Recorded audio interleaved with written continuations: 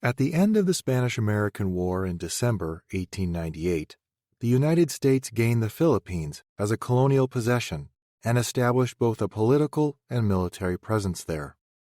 The archipelago remained under American control until World War II, when the Japanese invaded it on December 8, 1941, just hours after the attack on Pearl Harbor.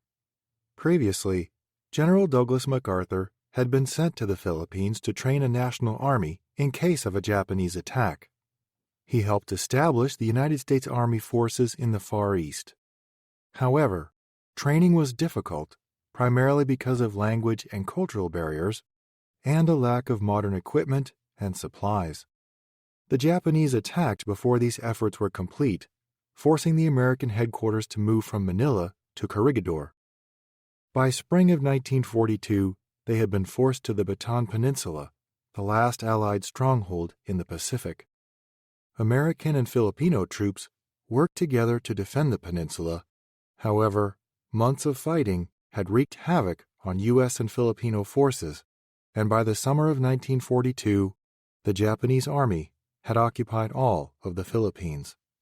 MacArthur was forced to evacuate with much of his staff, famously vowing, "I shall return."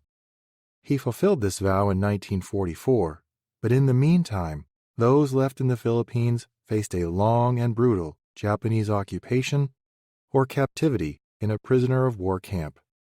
Those who surrendered were forced to make the infamous Bataan Death March, a 65-mile-long journey by foot to a prison camp. The conditions along the way were not only harsh and extreme in terms of weather and logistics, but Japanese treatment of prisoners was inhumane. The Japanese killed many POWs who were too weak or sick along the route. Those who tried to help them, both citizens and fellow soldiers, were also beaten or killed. Another atrocity involving American soldiers was the Palawan Massacre in December of 1944.